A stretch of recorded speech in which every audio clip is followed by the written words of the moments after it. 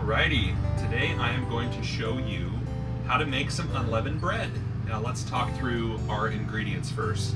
So I pre-measured out here, I have whole wheat, unbleached. It's gotta be unbleached. Who bleaches flour? What's the point of that? Literal bleach, so weird. Organic flour that I got from Natural Grocers. I pre-measured it, that is 4 cups. And the next thing we need is a cup of water, a cup of olive oil or avocado oil. Right now all I have is extra virgin olive oil. You want to make sure that it's cold pressed because that helps it not be as rancid and unhealthy and gross.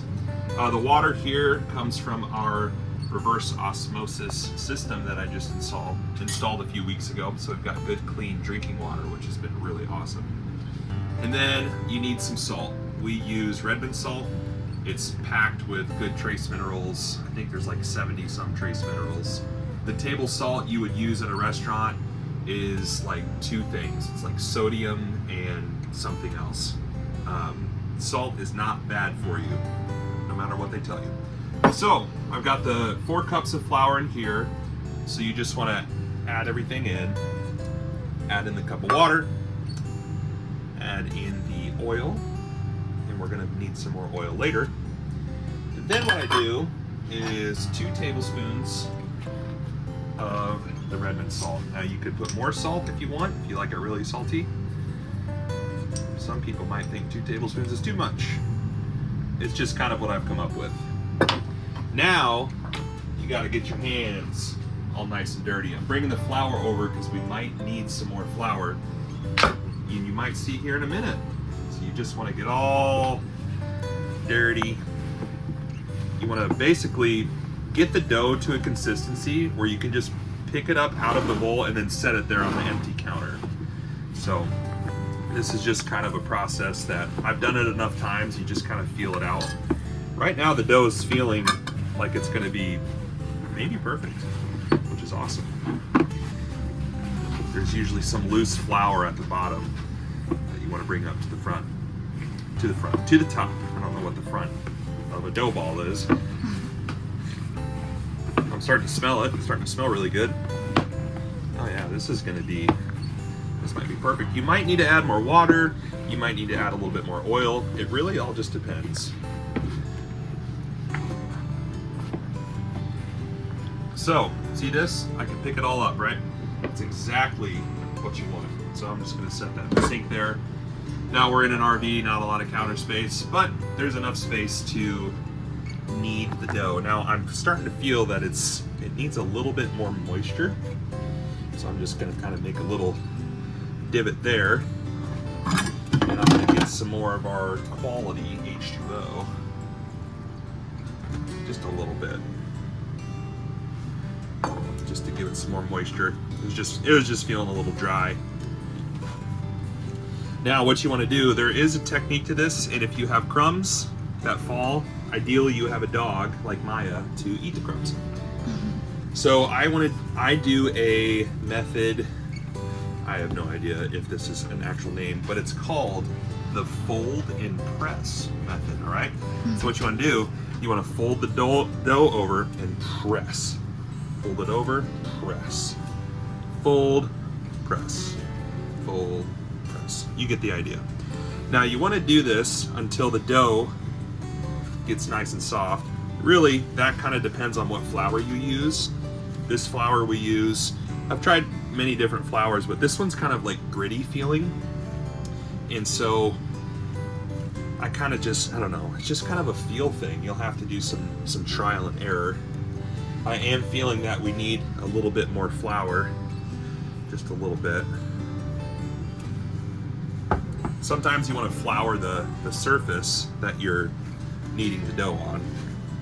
It just kind of helps it. The reason I added more flour is just it was starting to feel a little sticky. Fold and press. Now really you can do this as long as you want. Depending on what flour you use, I have made homemade tortillas in the past where I bought, this is whole wheat, but I think I bought like white unbleached flour. I don't really know what the difference is. How probably just a different type of wheat. And that's too big of a glob. My 5-second rule. What I'm looking for is if there's any Maya hair on it, and there's not. This might go against what you would do, but I'm adding it back in. Anyways, there was one time I made homemade tortillas. I made them a couple times. You remember that? And I kneaded the dough for too long, and then it became really hard to flatten out. But this whole wheat is more gritty feeling. So the dough is getting kind of exactly how you want it. You want to be able to pick it up and it not stick to you, and you want to be able to easily form it into a ball. Now, this really depends on what flour you use. I know I've said that, but it really does depend. So right now, feels pretty good. Feels like a good dough ball. You know, I could press it and it holds its shape. With those tortillas that were hard to expand, I would press it and then it would kind of go back to the original shape. You don't want that. You want to be able to press the dough and it stays, for the most part, in that shape. Now I'm going to grab a knife from our nifty knife rack, and I'm just going to kind of make a little bread log here, and then just basically just cut it out into even pieces. Normally I do, I think 8, so I just go in halves. So there's one. You want to kind of get it even again, or if you don't care about it being even, you don't have to do that.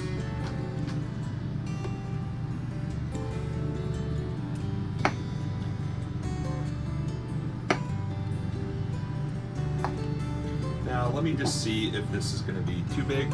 So what I do is I try to get it obviously in a circular shape. I press it down in my hand first to get that circle shape. It should kind of feel, it should feel like Play-Doh consistency, at least for this flour. I don't go for a perfect circle because, you know, this is homemade, so you kind of don't want it to be a perfect circle because it is homemade.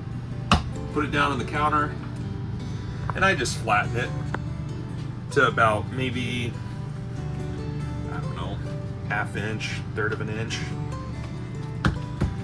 And so you could cook this in a cast iron, which is what I prefer, on the stovetop. You could do it 2 ways. You could put oil in there, or something I tried last time, which I really liked, it's just easier, is I oil the first side. Now let me get this going here. Start to get that nice and hot. I'll oil one side first, throw that side down, the oil side down in the pan, and then oil the other side. Just adding this extra oil is amazing. And you could add more salt too, if you really want to get it nice and salty. So you just throw this in the pan. If you have a bigger pan, obviously you can do more than one at once. We're in the RV life, so everything is smaller. And we've got our AC on right now. And if you're in a small space, you definitely want to turn the fan on. So we're going to turn the exhaust fan on. We've got this, we're going to rotate that, get the air flowing over here. Because we've got a fire alarm that loves to go off when we cook stuff. So I cook these individually, one at a time. It does take a little bit, but all homemade things typically take a little bit. So we'll wait here. We'll speed up the video here, and I'll show you what it looks like when it's all done. So as this has been cooking, Hannah and I were just conversing about what we plan to do for unleavened bread next week. And I said, we have some marinara, and you could sprinkle some cheese on top and make a little pizza. And she was like, oh my goodness, I could put some garlic seasoning and some Italian seasoning on this and just dip it in the marinara. So you can get creative, you know. We're commanded to eat unleavened bread, and I don't know, I think it's okay to make it a little bit creative.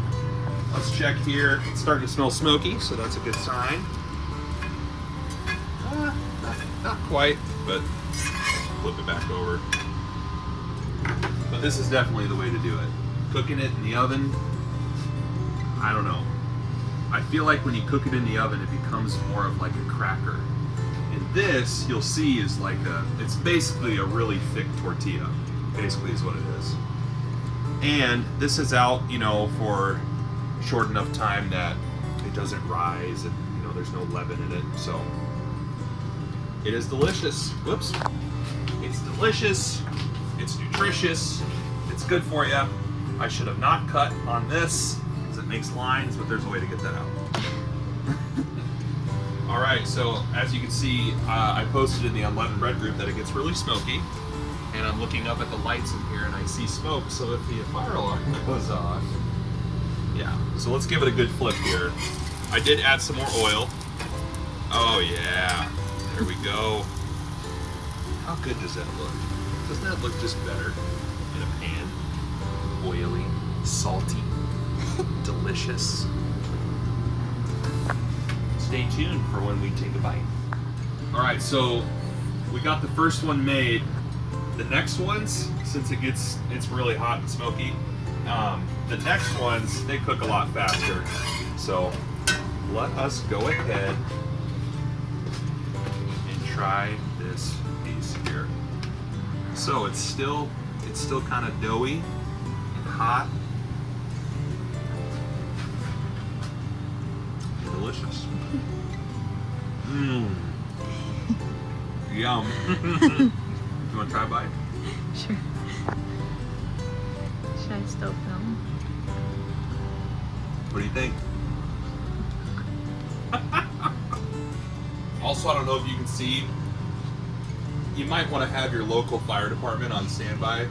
Just, I've never had it be this smoky. I don't know what's going on. We are using a new oil. I mean, it's like visibly, you can see the smoke. You can see the smoke. But anyways, thanks for watching. I hope that this was helpful. I hope you have a great feast of unleavened bread.